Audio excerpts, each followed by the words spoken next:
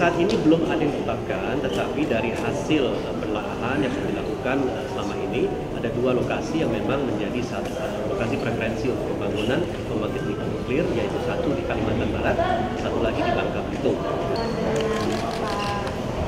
Dan juga Pak Hashim itu apa aja sih yang Pak?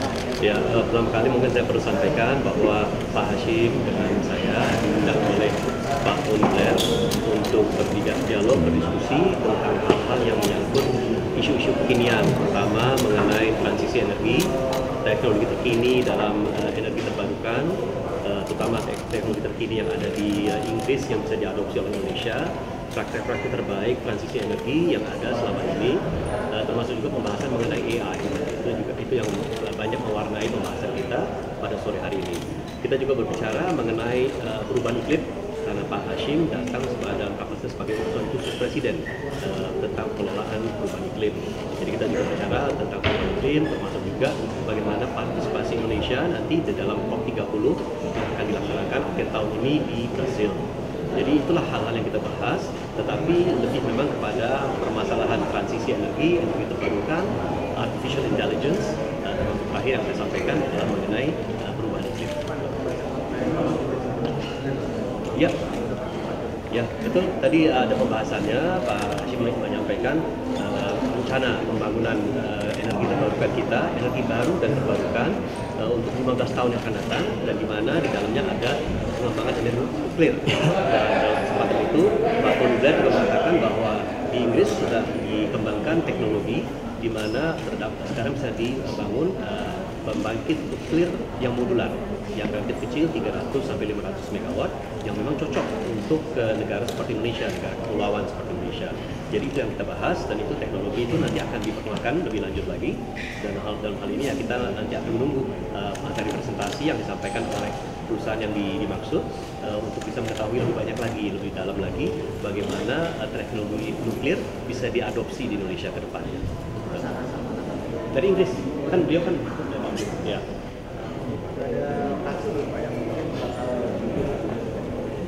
Sampai saat ini belum ada yang ditetapkan, tetapi dari hasil penelaahan yang sudah dilakukan selama ini, ada dua lokasi yang memang menjadi lokasi preferensi untuk pembangunan pembangkit nuklir, yaitu satu di Kalimantan Barat, satu lagi di Bangka Belitung.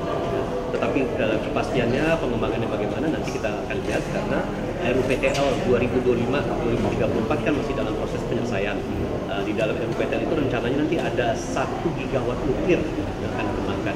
Jadi itu juga bisa menjadi awal dari energi nuklir kita. Jangan lupa, 2038 diharapkan sumber-sumber energi terbarukan di Jawa akan habis.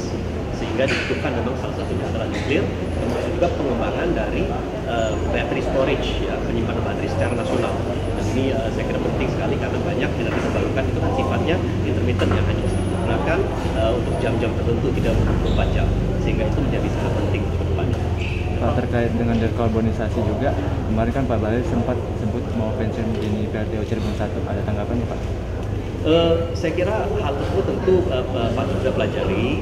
Menurut pandangan kami yang kami sampaikan ketika saya masih menjadi pimpinan Komisi 7 di DPR RI dari 2019-2024, kami sampaikan bahwa satu, kalau itu bisa dipensiun dini itu akan sangat baik, dengan catatan bahwa sudah ada pembangkit listrik baru dari energi terbarukan yang menggantikan.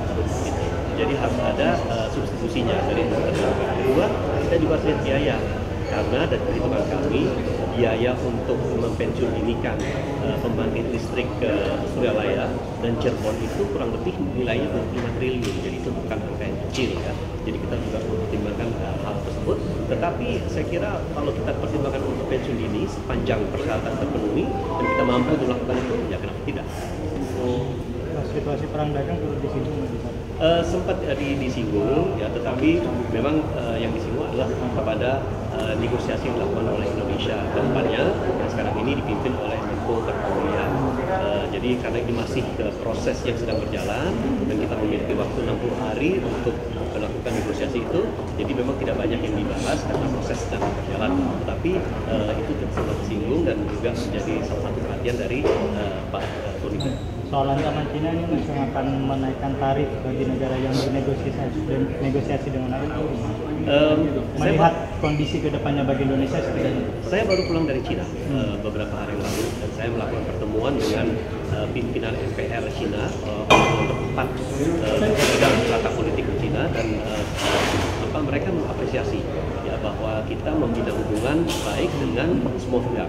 Dengan Cina kita hubungannya baik, kita kembangkan teknologi, kita kembangkan energi terbarukan dengan Cina, tapi juga punya hubungan baik dengan negara lainnya, termasuk juga Amerika.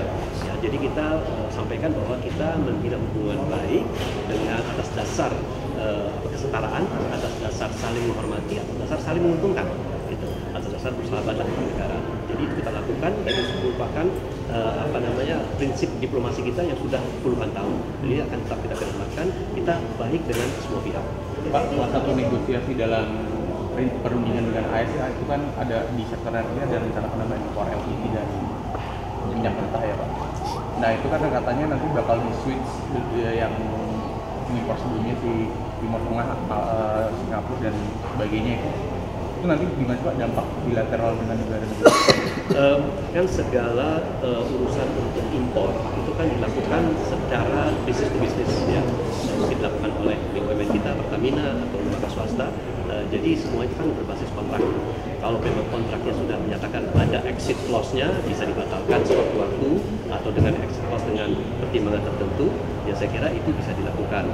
Ya, apalagi Indonesia kan bebas untuk mencari sumber energinya dari manapun saja, ya, dengan catatan tentu energi itu adalah energi yang memang bisa kita andalkan, ya, kemudian harganya juga ekonomis. Jadi saya kira opsi-opsi itu tentu bisa kita pertimbangkan lebih lanjut. Pak, tadi kan juga disinggung soal baterai ya. Baru-baru ini kan juga perusahaan dari Korea Selatan, LG Energy Solution kan mengatakan untuk tidak meneruskan, tidak melanjutkan lagi investasinya di Indonesia. Itu gimana Pak kalau pandangan dari Komisi 12 ini? Ya, kami melihat bahwa pengembangan baterai itu kan adalah sebuah teknologi yang cepat sekali berevolusinya. Ya. Sehingga hari ini kita bicara baterai nikel, sekarang sudah ada LFP, bahkan sekarang ada baterai yang sifatnya namanya blade battery, ya, yang mana itu tahan goncangan, tahan panas, dan memiliki kemampuan untuk melakukan recharging secara sangat cepat. Jadi saya kira pertimbangan teknologi menjadi salah satu faktor, mungkin juga pertimbangan bahan baku menjadi salah satu faktor karena sekarang teknologinya sudah mulai beralih, ada alternatif lain selain baterai termasuk nikel, ya. Sehingga itu saja mungkin menjadi pertimbangan. Tetapi maksud saya begini, Indonesia merupakan pasar yang besar untuk EV. Ya, Indonesia merupakan pasar yang sangat besar untuk konsumsi baterai. Tetapi Indonesia juga merupakan salah satu basis produksi nantinya untuk mengekspor baterai. Jadi saya kira kita punya kemampuan untuk mengadopsi teknologi baterai, memproduksi sendiri, memproduksi dengan mitra lain juga bisa, ya. Dan tujuannya tidak hanya untuk konsumsi dalam negeri kita, tetapi juga untuk kita melakukan ekspor. Jadi saya kira pertimbangan-pertimbangan itu yang perlu kita kaji lebih lanjut lagi untuk melihat sejauh mana nanti teknologi baterai kita kembangkan.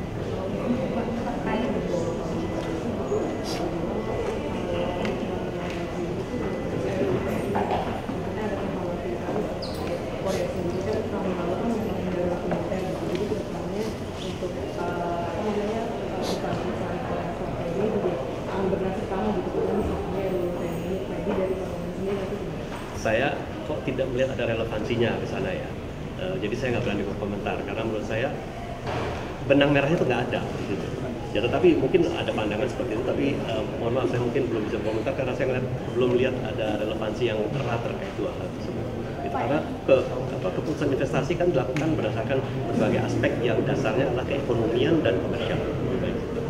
Pak Prabowo meminta untuk para menterinya merapatkan barisan. Apa nilainya itu seperti apa Pak? Apa ada isu reshuffle? Enggak, saya kira Pak Prabowo kan ingin semuanya berjalan dengan derap langkah dan ritme yang sama. Gitu. Saya kira itu adalah bagian dari instruksi Presiden pada para pembantunya agar mereka bekerja seirama, selangkah dan secara koordinatif. Karena sangat lazim dimanapun seorang kepala negara pasti menghendaki para pembantunya melaksanakan hal tersebut. Ya, baik, terima kasih ya, terima kasih.